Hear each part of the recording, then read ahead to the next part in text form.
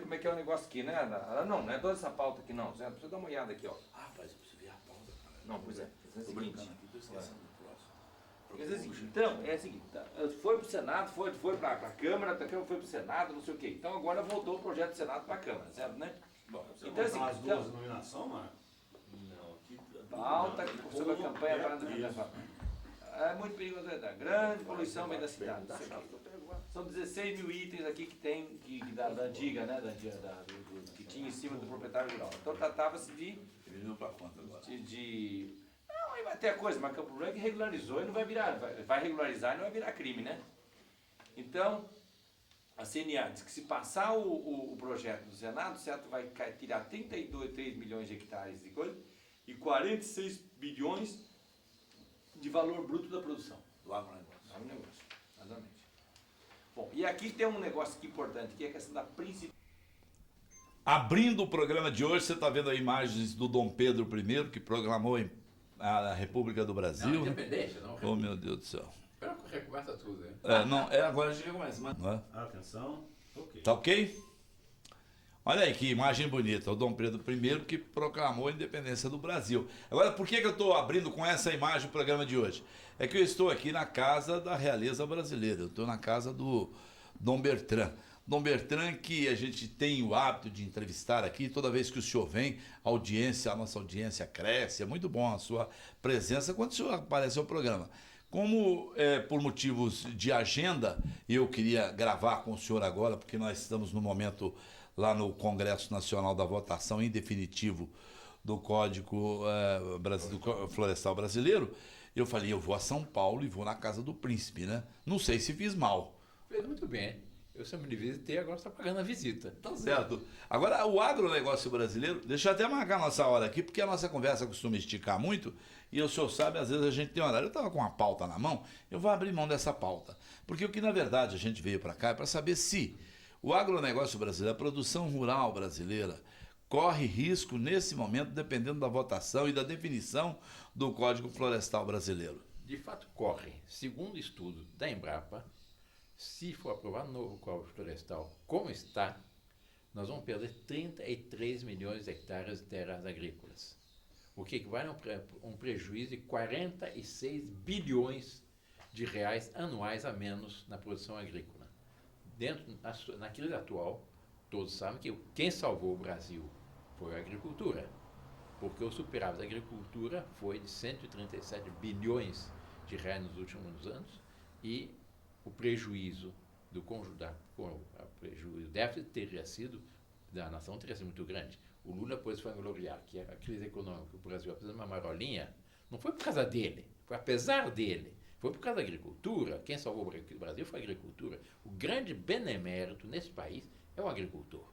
Para terem ideia, os telespectadores, os agricultores que estão nos ouvindo aqui, são responsáveis não só por alimentar o povo brasileiro, fazer com que o Brasil deixasse de importar alimentos, se fosse o segundo maior exportador de alimentos do mundo, e que o alimento chega todo ano 5% mais barato à mesa dos brasileiros. Cada ano o preço dos produtos agrícolas cai em 5%.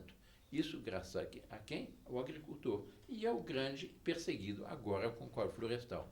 Na realidade, fala-se muito da poluição, do aquecimento global, etc, etc. Quanto à poluição, existe. Mas o maior responsável pela poluição não é o agricultor, são as cidades.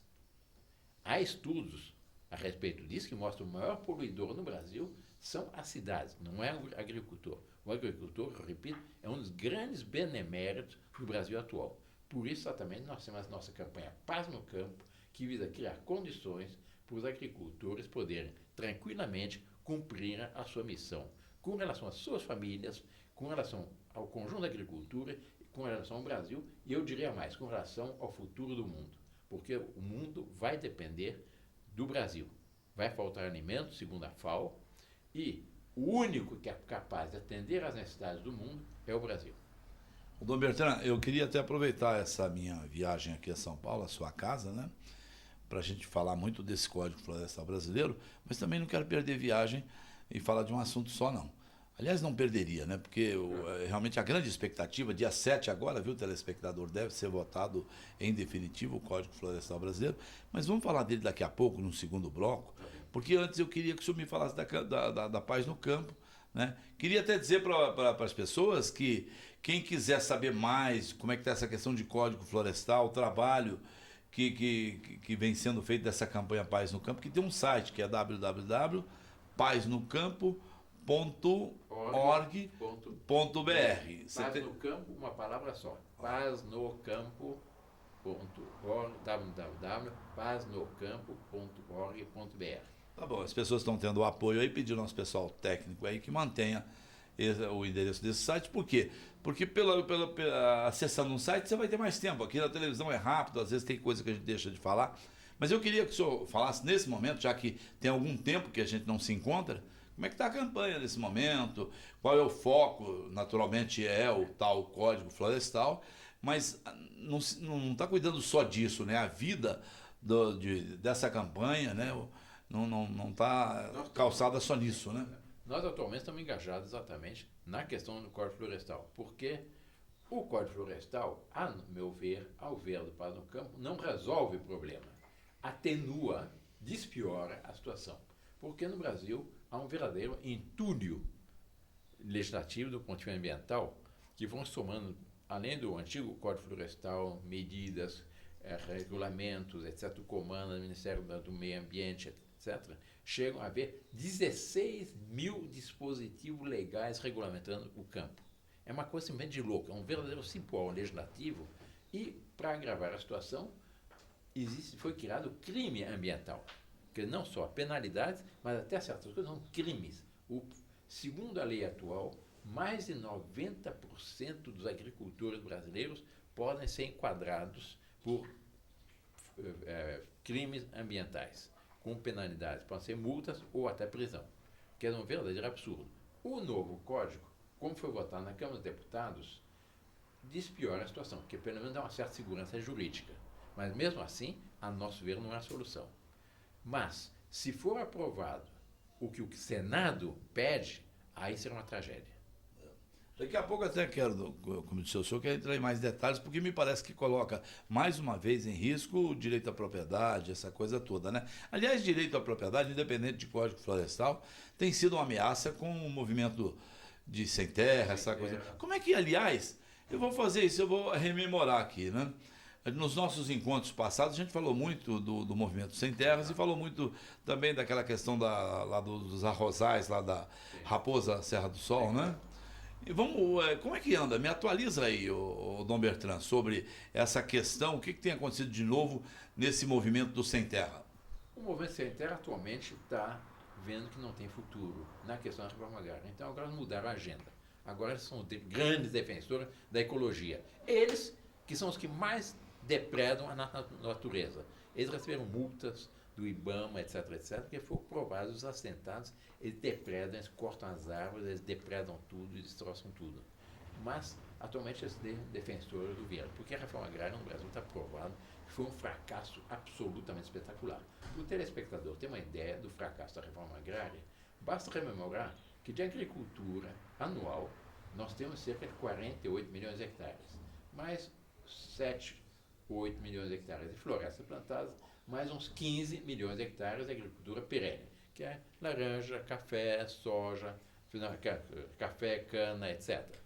Bom, de reforma agrária, segundo dados do INCRA, são 84 milhões de hectares. 84 milhões de hectares. É uma coisa de louco.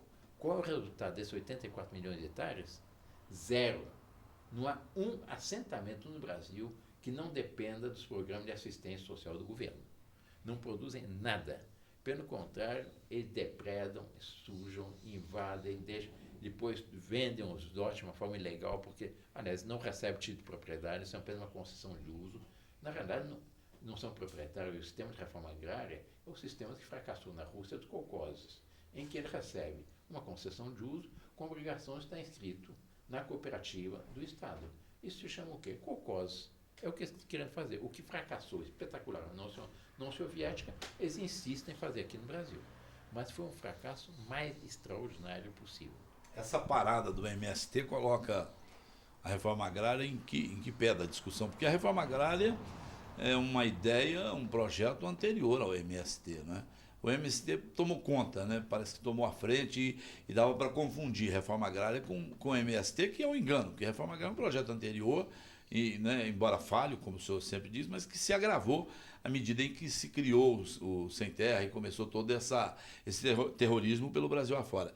Mas essa parada do movimento agora, isso, a reforma agrária continua, tem continuado? Que notícia o senhor tem? A reforma agrária está em marcha lenta pelo próprio fracasso da reforma agrária. Agora, a Dilma fala em retomar a questão da reforma agrária, mas não sai, porque já é tal fracasso que não vai. O grande problema agora é o problema ambiental. Se bem que a reforma agrária continua a ser uma ameaça, porque o objetivo deles, eles dizem claramente que o objetivo deles não é da terra ao agricultor. O objetivo deles é a conquista do poder para criar uma nova fórmula, um novo sistema econômico e social no Brasil, que é o socialismo. Quer dizer, o que fracassou na União Soviética, no leste europeu, etc., eles ainda fazem questão de impor aqui. E reforma agrária, nunca houve na história uma reforma agrária que tenha dado certo. Eu desafio qualquer agrônomo, qualquer economista, qualquer sociólogo que me apresente uma reforma agrária na história da humanidade que tenha dado certo. Não dá certo.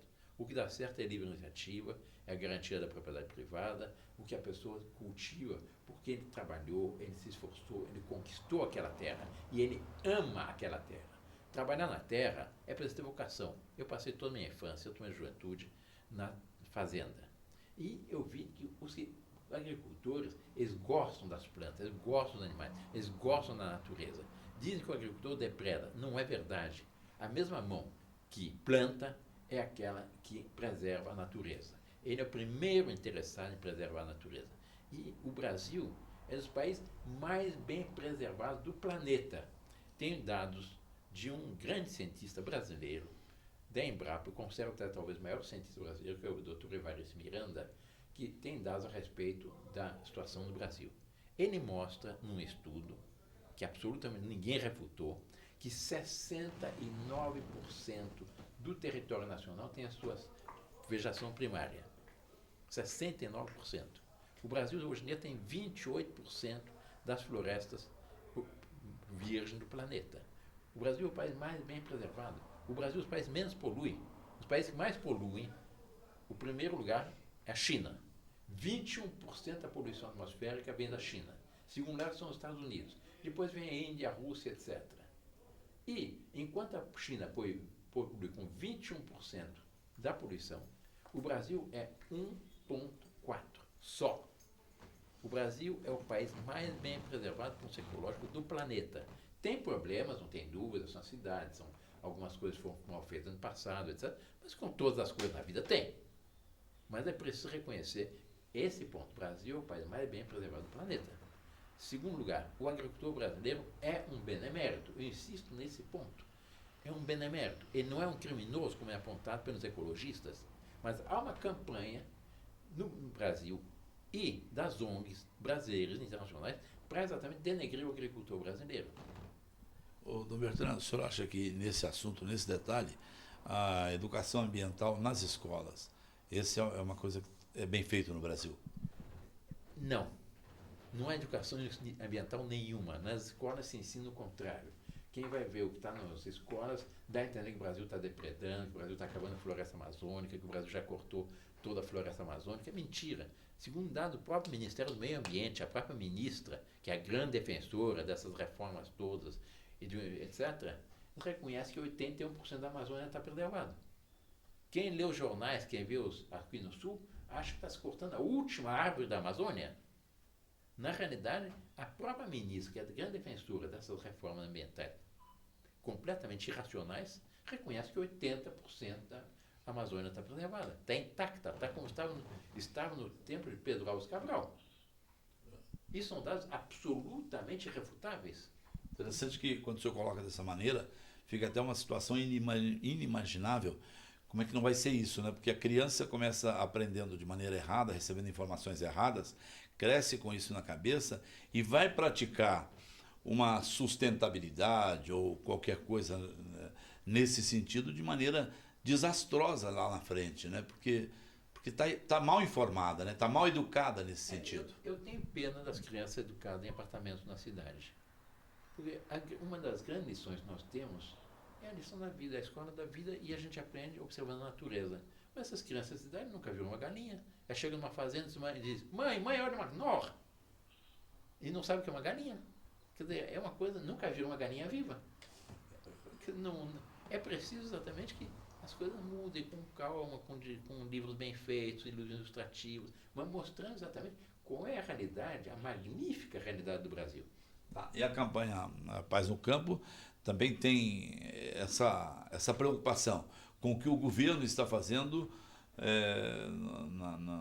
no sentido de educação ambiental. Essa é uma das funções também da Paz no Campo, não é isso? Seria uma das funções do governo. Nós queremos isso. Nos nossos livros, nossas publicações, os programas que nós fazemos na televisão, as conferências, os documentos que nós distribuímos, procura mostrar qual é a realidade do país.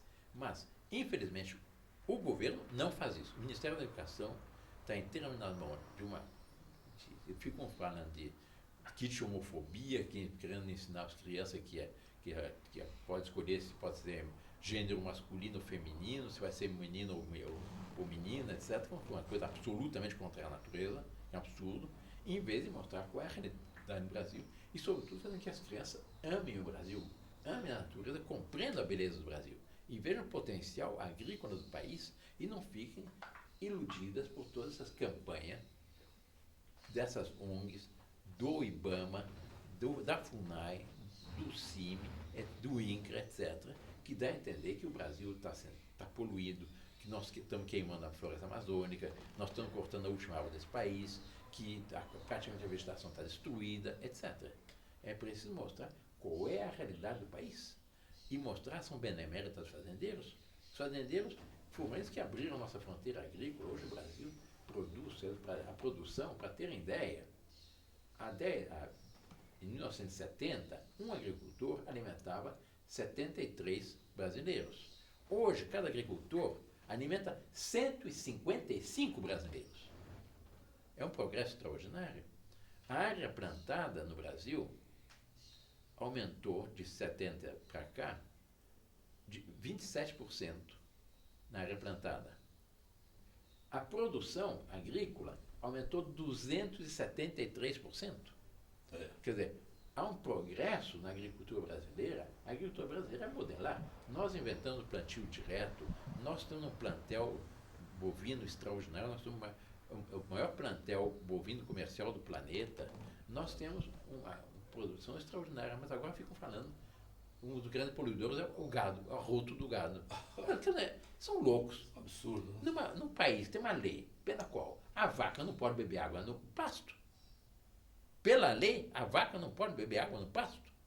O agricultor tem que fazer um poço, tem que ter autorização de um órgão governamental para fazer o poço, tem que pagar a água do poço para alimentar o gado.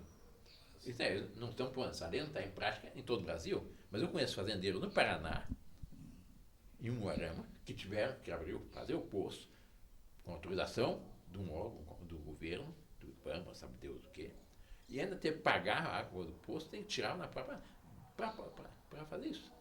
Eu conheço agricultores em Minas que jogaram a toalha, eles tinham produção de porcos, com tais exigências do IBAMA, as multas, etc., que é impossível. A legislação são 16 mil itens, e vem os fiscais do IBAMA que tem uma sanha contra o fazendeiro. Para o fiscal do IBAMA, o fazendeiro é um criminoso, é um destruidor, é uma pessoa que tem ódio da natureza. Isso não é real. Por isso eu defendo que no Brasil era preciso fechar 3 órgãos. IBAMA e FUNAI. Teria que fechar IBAMA e FUNAI. Depois do Ministério da Agricultura, bem ordenado, pode ter um departamento que estude as questões ambientais, de acordo com a Embrapa, de acordo com verdadeiros cientistas. Mas não esses ecólogos que vão em Copacabana, ficam bebendo uísque escocês e ficam redesenhando o Brasil. E ficam querendo, então, que tem as áreas de população permanente, reserva legal, e engessam o país. Com o novo código, 71% do Brasil vai estar engessado. Agora, não vai poder fazer nada. É verdade. Eu até queria dar uma. Não vou fazer um intervalo agora, não. Vou ter uma conversa com o telespectador, porque na verdade nós estamos aqui há 10 minutos conversando e você está vendo o Dom Bertrand falando dessa maneira. E eu, às vezes, faço a sua apresentação e um pouco falha, porque sempre tem gente nova vendo, gente que não nos viu juntos aqui na televisão. E eu faço o conto de você uma vez lá atrás, num programa de 2 meses, 1 ano atrás, e esqueço de fazê-lo aqui agora. Então eu vou fazer isso agora. Então quando você, aí de casa, de qualquer lugar do Brasil, está vendo este homem falando com essa fluência, com essa propriedade, que a essas alturas você não achou jeito de sair aqui do canal, daqui do programa Zebu para o Mundo. Por quê? Porque falou, esse homem está falando coisa certa. Se você mora no campo, é do campo, é produtor rural, você está entendendo perfeitamente. Ele é príncipe, não é? Toda vez eu me enrolo um pouco para dizer, porque eu não sei se fico um pouco nervoso por estar diante da nobreza do Brasil, mas isso é verdade, não é? Ele é sobrinho, não, Bisneto da Princesa Isabel. bisneto da Princesa Isabel. Então, além de ter história, né? A monarquia no Brasil um dia foi realidade, depois foi substituída pela República, né? Não existe mais, mas foi um regime de governo do Brasil um dia. E o príncipe Dom Bertrand, ele é um dos herdeiros, tem o irmão dele também, né? Mas ele é um dos herdeiros desse poder, né, de governo, vamos dizer assim. E aí o que o Dom Bertrand acaba fazendo? Aí no Paz no Campo, nessa campanha, ele devota a sua vida, todos os seus dias, os seus minutos, a trabalhar pelo direito de propriedade, pelo direito do homem do campo. Isso é que preciso que se diga, né?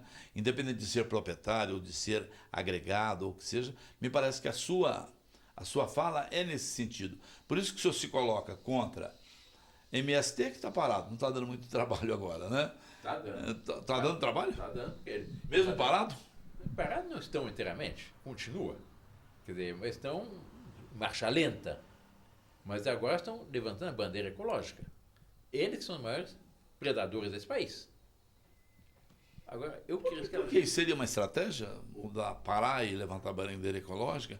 Que momento vive a história do Brasil para que isso aconteça? Quer dizer, eles veem que a repercussão da opinião pública é muito ruim contra eles. O público está contra eles.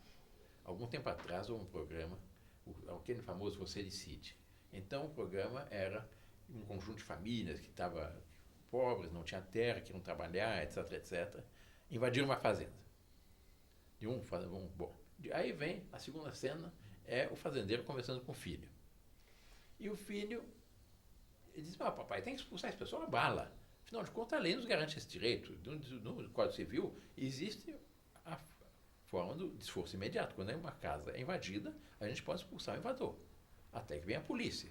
Mas enquanto a polícia pode usar força contra esse pessoal. E o pai diz, não, eu vou com calma, eu vou entrar uma ação de reintegração de posse. Depois considera o povo na rua. Em São Paulo, povão. Qual foi? Então, as 3 hipóteses. Desapropria e dá para os coitadinhos sem terra. O pai entra com desapropriação com ação de reintegração de posse. Ou o filho põe a pessoa à força para fora. O povo todo, grande maioria, põe para fora. Pessoal...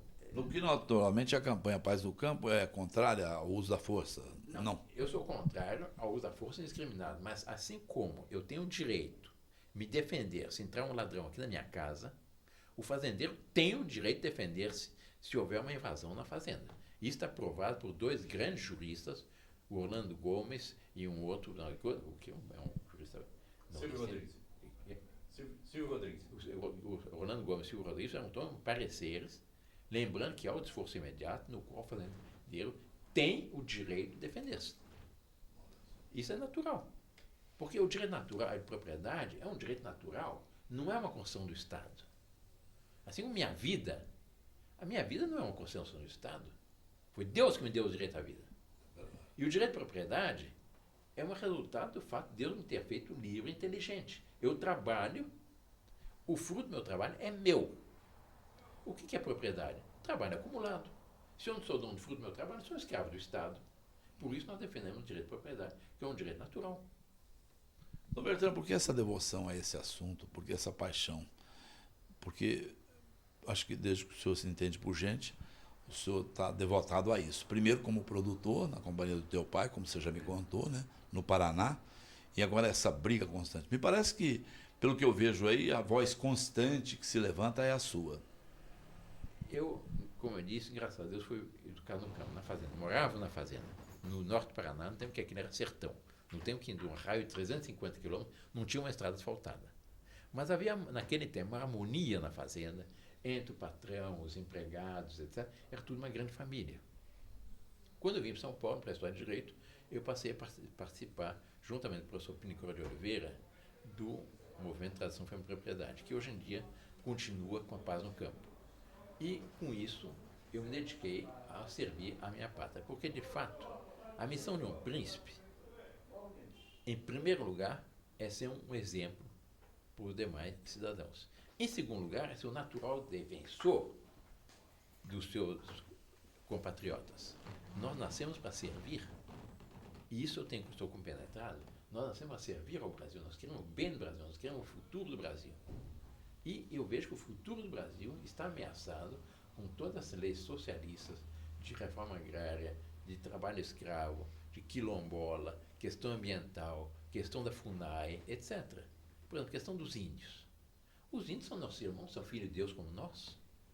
E nós queremos para eles o quê? O que é melhor, em primeiro lugar, a fé. Depois a cultura, a civilização, etc. E não deixar os índios num jardim zoológico humano como a FUNAI quer, em que não pode ter progresso. E ainda a FUNAI ainda dá uma cesta básica, um salário mínimo. Resultado, todos sabem que o ócio é o pai de todos os vícios. Os índios têm uma cesta básica, salário mínimo, não tem nada a fazer.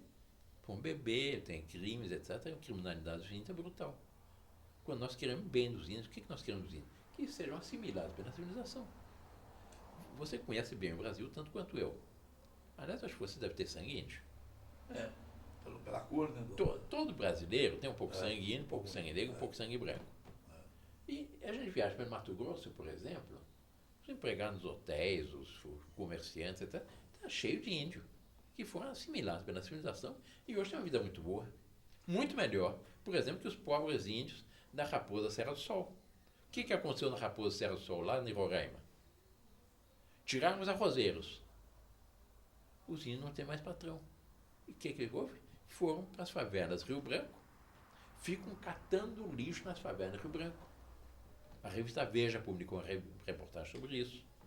O Lula, quando foi lá um ano depois da demarcação da reserva, quase foi vaiado pelo pessoal, pelos próprios índios. Ele foi lá para uma grande comemoração, churrasco, mataram não sei quantos bois. O resultado qual foi? Foi contrário a ele, porque o pessoal viu o fracasso absoluto do tirar os agricultores para fazer aquilo um jardim zoológico humano. Agora, quando o tiro sai pela culatra, é voltar atrás. Mas essa possibilidade na Raposa Serra do Sol não tem, né? De voltar atrás. Um dia tem que ter. Porque aquilo foi uma injustiça colossal que foi feita contra os brasileiros. Contra os agricultores gaúchos que foram lá com a cara e a coragem. Começaram uma terra que não produzia nada naquela região. O nosso pessoal esteve lá, o pessoal do Paz do Campo esteve lá, o Nelson Barreto e o Paulo Henrique, etc., estiveram lá fazendo uma reportagem. Ali não tinha nem peixe, não tinha nem mosquito. Tão árido era. Os gaúchos foram lá, canalizaram a água, irrigaram, fizeram daquela região a região com maior produção de arroz do planeta. E foram enxotados de lá como criminosos. Perderam tudo. Isso é justo? Além de justo, é ruim para a produção nacional, né? É injusto, é um crime e é ruim para a produção. Caiu a produção. Roraima, que era a grande produtora de arroz, agora perdeu 30% da produção de Roraima, do PIB de Roraima, vinha. E arroz que é um produto que o Brasil importa, naturalmente terá que importar mais, né? É, claro. Bom, gente, eu tô com aquele negócio de sempre, né? Televisão a gente fica olhando o tempo. Você viu que eu tinha um planejamento de trabalharmos aqui um determinado tempo, já passei 5 minutos desse tempo. Mas eu não quero ir embora desse programa, eu vou chamar um intervalo comercial por gentileza, embora eu esteja na sua casa, vim para uma visita, mas eu quero te explorar um pouco mais, porque quem está em casa está gostando de ouvir. E é importante que você saiba que esse site, Paz no Campo, emendadinho assim, Paz no Campo, como está escrito, .org.br, você deve entrar no site que você vai saber, por exemplo, e no próximo bloco eu vou falar sobre isso, quais os deputados que estão a favor de votar o Código Florestal da maneira que está, quais aqueles que precisam corrigir mais erros, que erros tem esse Código Florestal, que absurdos existem nele, não é? Que perigos estão escondidos por trás, às vezes, de leis que aí você, de códigos que você acaba não entendendo. O Dom Bertrand e a equipe dele aqui do Paz no Campo, eles são profundos estudiosos deste assunto e daqui a pouco vai ser muito importante você acompanhar. Até já então, eu vou intervalo comercial e volto rápido. Olá, estamos de volta com o programa Zebu para o Mundo. Hoje um programa especial, programa que eu fui até São Paulo, no Pacaembu, gravar com o Dom Bertrand, porque em razão até de uma urgência editorial, eu chamaria assim, porque o Dom Bertrand tem frequentado os últimos anos aqui sempre o programa e chegou um momento crucial, um momento em que agora, essa semana, o Congresso Nacional deve votar em definitivo o Código Florestal Brasileiro, o novo Código Florestal Brasileiro. Eu falei uma palavra aqui que eu não sei se ela está correta. É em definitivo? Chegou no Congresso, aprovou, não volta mais? É definitivo? Na realidade, sim, toda lei é reversível, depende do Congresso Nacional. Não há nenhuma lei definitiva, a não ser a lei natural, que são aqueles direitos inalienáveis que todo homem tem pelo fato de ser filho de Deus. Então, o direito à vida, o direito à cultura, o direito ao salário, o direito à propriedade, o direito à educação, etc. Esses são direitos que não são a concessão do Estado. O Estado apenas deve proteger, defender, reconhecer esses direitos. Mas essa lei positiva é perfeitamente reversível. Criou-se uma ideia de todas as leis que prejudicam o agricultor são irreversíveis. Que a reforma agrária está na lei e é reversível.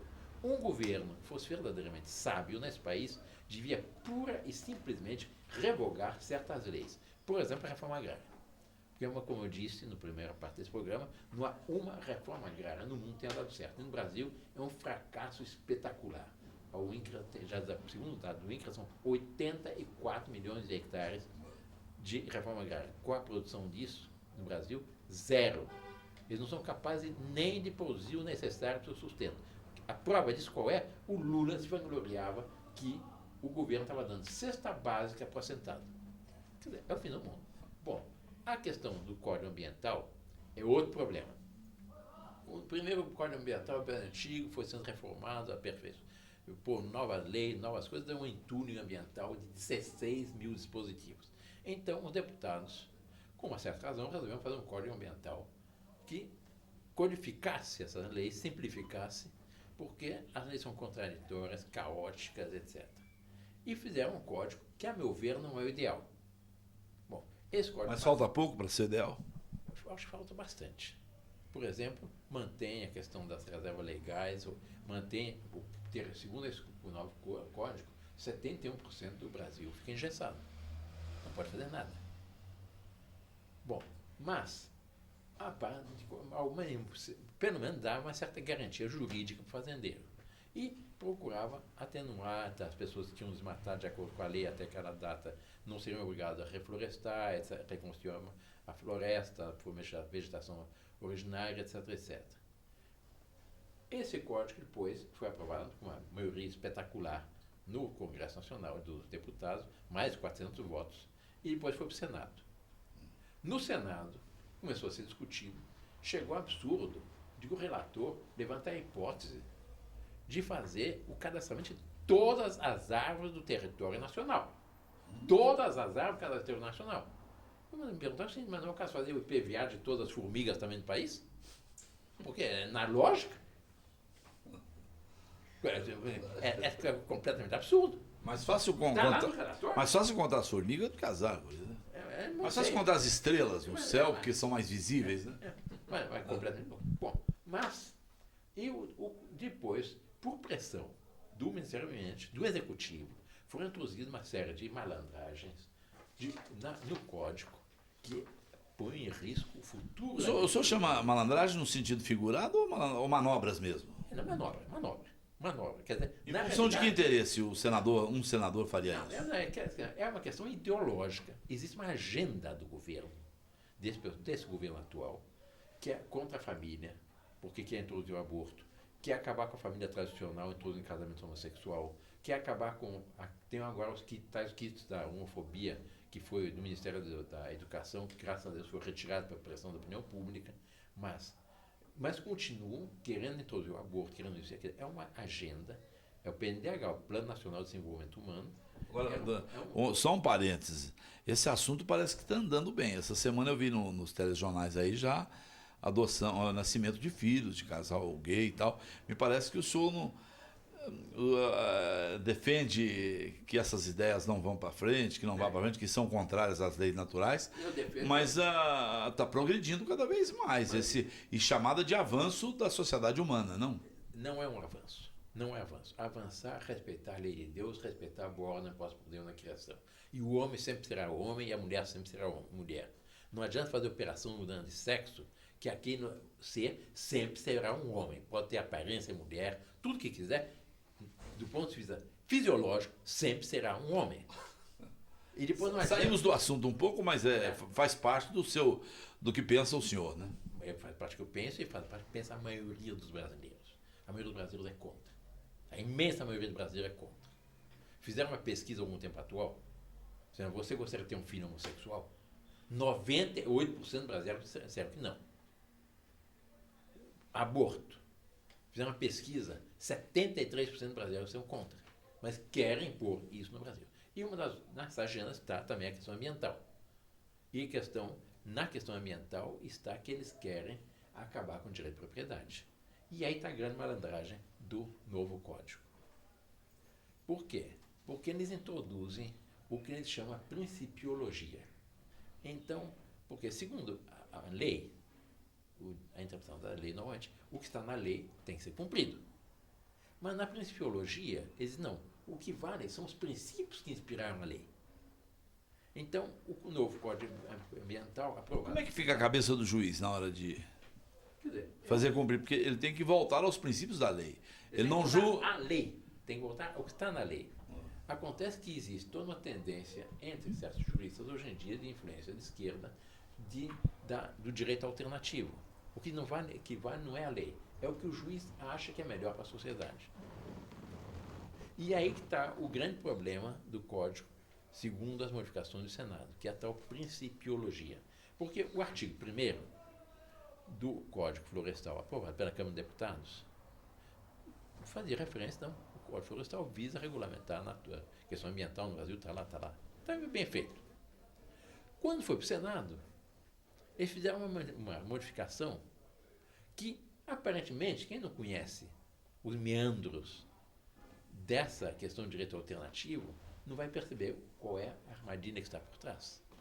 O que diz o capítulo 1º das disposições gerais aprovado pelo Senado Florestal? O artigo 1º diz: esta lei estabelece normas gerais com fundamento central na proteção e uso sustentável das florestas e demais formas de vegetação nativa em harmonia com a promoção do desenvolvimento econômico, atendidos os seguintes princípios.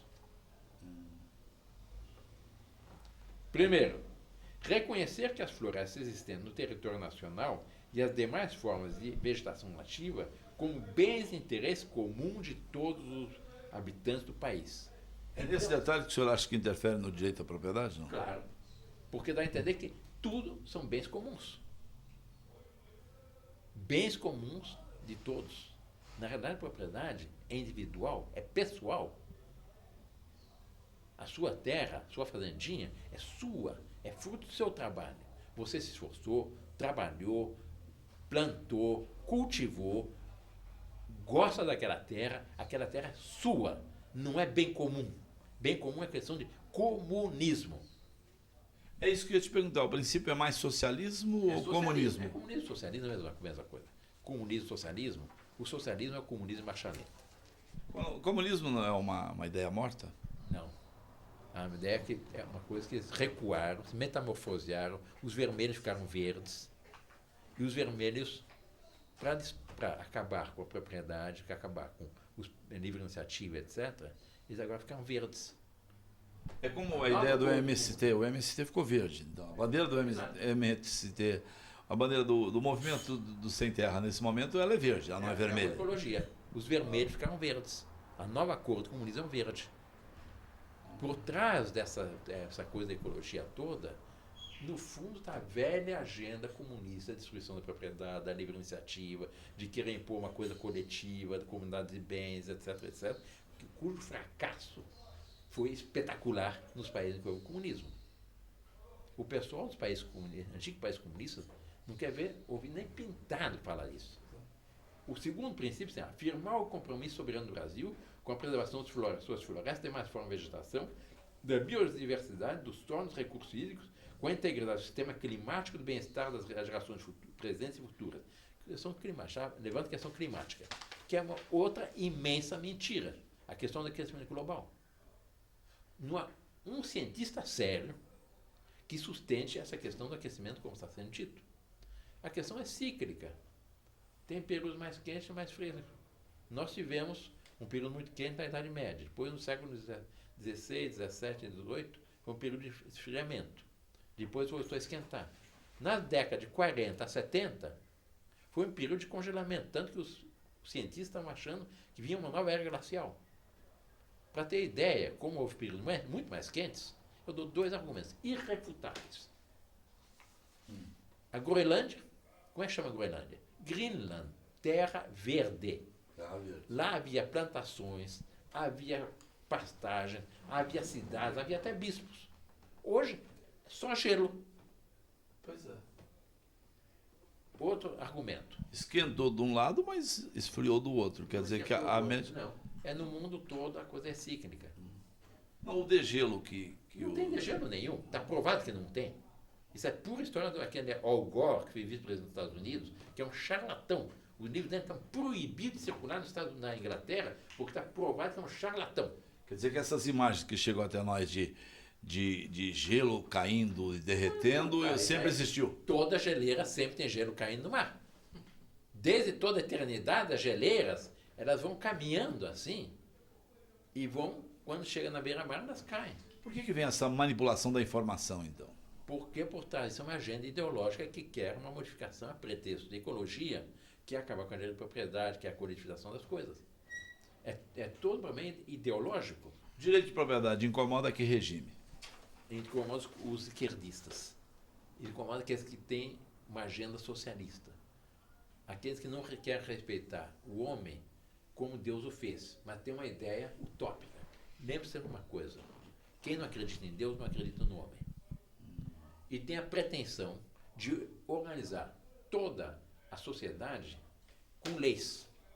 Na realidade, é preciso dar liberdade a certos princípios fundamentais que têm que ser respeitados. E depois, quanto maior o número de leis, pior a coisa pública. Há um dito latino, eu sou advogado, que diz plurima lex, péssima república. Quer dizer, quanto maior o número de leis, pior a coisa pública. Na questão ambiental, são 16 mil INEMs. Eles têm a pretensão de organizar tudo. Você tem fazenda. A legislação trabalhista no campo é um inferno. É verdade. São dezenas e dezenas. A questão trabalhista é um problema no meio urbano também, né? Também, mas Há distorções. No campo é pior. E é inaplicável, absolutamente inaplicável. Bom, e por isso que eu digo, essas leis têm que ser revogadas. Mais cedo ou mais tarde, tem que ser revogadas. É preciso que os fazendeiros, em vez de se adaptarem cada vez mais a essas leis, entrar na camisa de força, é preciso que haja um movimento da parte das forças vivas da nação, dos fazendeiros, para exigir, em nome do futuro do Brasil, que essas leis sejam revogadas, sejam reformuladas. Não é possível que se continue a impor o Brasil, a pôr no Brasil uma camisa de força legislativa, no qual qualquer movimento em falso é crime. É uma camisa de força eletrocutada. Qualquer coisa, crime. Por exemplo, no campo, não pode trabalhar, criança não pode trabalhar. Qualquer lugar do mundo sabe que é em pequenino se dobra pepino. Olha só. Todos nós começamos a trabalhar com menino. Eu trabalhei como criança. Tinha que fazer a horta, tinha que ajudar na colheita de café, tinha que ajudar a distribuir leite na cidade, na fazenda do papai era assim. E está provado, hoje em dia, que, por exemplo, nos Estados Unidos, 70% dos milionários, dos bilionários norte-americanos, começaram a trabalhar do zero como criança. Quem não se acostuma a trabalhar como criança, quem, enquanto é criança, fica batendo perna, e quando é preso pela polícia, diz, não pode mexer comigo porque eu sou de menor, nunca vai vencer na vida. O criança tem que começar a trabalhar, tem que estudar também, é claro, mas tem que trabalhar. Nós, quando era criança, nós íamos, papai nos levava de jipe, toda manhã para a escola, voltava na hora do almoço, tinha que fazer deveres de casa, depois tinha que fazer horta, tinha que ajudar na plantação, na colheita do café, tinha que ajudar na distribuição do leite, etc. E eu agradeço a Deus que foi assim. Você sabe, telespectador, por que eu separados, nós estamos, eu estou separado nesse momento de onde estou, da minha base, vamos dizer assim, 500 quilômetros, e vim até São Paulo num domingo, até a casa do príncipe. Primeiro que eu tinha uma vontade de vir aqui, imensa, eu tinha uma vontade, o Brambila, o Barreto me matava de inveja, porque eles convivem aqui quase que sempre, estão aqui, me contam como é que é o príncipe do seu convívio e tal, e eu tenho muita afeição pelo senhor. Mas por que eu vim? Porque eu estou cansado dessa mesmice de discussão, de trazer para a televisão o assunto, e o assunto ficar muito morno, sempre morno. Não se discute mais essa questão de direita ou de esquerda, não sei se é porque isso é fora de moda, não sei se é porque as coisas evoluíram e isso ficou para trás, mas ainda encontra pessoas como o Dom Bertrand, né, que é firme no falar, que a gente chega aqui, e eu te provoco, e quando eu te provoco, aí que você fica melhor, né? Eu hoje estou meio um pouco menos provocativo, porque eu estou na sua casa, estou meio constrangido com isso. Não me dê essa liberdade, que eu já tenho provocação aqui. Vou tirar a ferramenta, então. O senhor, entrando nessa questão, nessas questões todas, a gente veio aqui mais para falar mesmo do Código Florestal Brasileiro, que será votado agora, e que há dúvidas a respeito disso, todo mundo está assim esperando, deixa ser aprovado, houve progresso, mas a gente vai ver direito no andar da carruagem, né? Depois que ele foi implantado, como é que vai ser tudo isso. Então, na rotina, depois da sua aplicação, dessas leis do Código, né? Do Código Florestal Brasileiro. Mas eu chego aqui e encontro o senhor, enquanto o MST está de férias, enquanto a bandeira do MST ficou verde, né? Segundo o senhor já disse aqui, se você perdeu, ele falou isso no começo, né? Houve uma estratégia do MST, que agora defende a ecologia, né? Não está muito mais invadindo terra, não tem visto invasões. Não sei se é uma questão de solidariedade ao governo, que de uma certa forma apoia, né? De repente tem também essas coisas. Mas enquanto o senhor discutindo assuntos sobre homossexualismo, essa coisa toda, enquanto que é proibido praticamente falar isso na televisão, porque é encarado como discriminação, essa coisa toda. O senhor encara de frente todos os assuntos. Por isso que eu tenho, mais que a coragem, o ânimo de viajar esse pedaço de chão, porque semana que vem estaria ausente, para vir conversar com o senhor aqui. Eu fico muito satisfeito de te encontrar nessa saúde e disposição para tratar desses assuntos que as pessoas não falam muito mais. E tem que ser, porque se não deixar para essa agenda, daqui a pouco não pode fazer mais nada nesse país. Não se pode mais criticar nada, não pode mais fazer, acabou a liberdade. Na realidade, hoje nós temos uma tirania legislativa do imposto para essa agenda toda, que é uma coisa brutal. E está tudo controlado. Na estrada você passou durante 20 radares, que passa o carro um pouquinho mais, vem uma fotografia do seu carro e uma multa. Banco, no cheque está lá o CPF. Cartão de crédito eles controlam. Quer dizer, o governo tem um controle de absolutamente tudo que a gente faz. É o Big Brother, o grande irmão, que fica com o olho em cima da gente e a nossa liberdade vai embora. A livre iniciativa é fundamental. Se eu não sou livre de fazer o que eu sinto, que eu fui chamado por Deus para fazer, eu fico um escravo de Estado. Eu fico sumiço. Eu perco o ânimo diante da vida. E é o que estão fazendo com os brasileiros. E é por isso que nós queremos defender os brasileiros e, no caso concreto, os fazendeiros. Os fazendeiros não podem se acostumar com essa lei. Tem que haver um movimento da parte dos fazendeiros, não só agora, para evitar que seja aprovada a questão do Senado, as modificações do Senado no Código Florestal, mas depois é preciso pedir a reforma, porque, segundo essa lei, tem as áreas de proteção permanente. Então, são matas ciliares, área de declive, topo de morro, não pode fazer nada. A vaca não pode beber na água no riacho, etc. É preciso exatamente que os deputados agora tomem consciência dessa realidade e procuram vetar, não aceitar as decisões do Senado. As decisões do Senado foram impostas pelo Executivo. E o governo está fechando a questão de que não pode aceitar nenhuma modificação no que o Senado indicou. Isso é uma tirania do Executivo sobre a Câmara dos Deputados e sobre todo o Brasil. É injusto. Tá bom. Bom, assim a gente encerra o programa de hoje, em cima da hora. Quero combinar. Você me disse alguma coisa aí, Brambila? O que é para lembrar aqui do site, né? Pelos deputados. Pelos deputados. Vamos. Entra no www.paznocampo.org.br, Paz no Campo, uma palavra só. Ali aparece o site Paz no Campo e aparece participe dessa campanha. Clique ali vai direto para um apelo para os deputados e um apoio aos deputados para que eles rechassem os pontos negativos das modificações do Senado. É por isso que o deputado... E a cópia do código também está no site, né? Não, o código tem que pegar no site do Ministério da Agricultura, do Câmara de Deputados. As informações todas tem. Tem muita informação. Tá, ali estão todas as informações, etc. O que eu queria combinar com o senhor é o seguinte: deixa eu votar essa semana aqui e a gente ficar atento nesse assunto. Porque a gente volta imediatamente após a votação aí fazendo uma análise e para ver a sua visão crítica sobre isso. É provável que não votem, porque a reação da Câmara de Deputados está muito grande.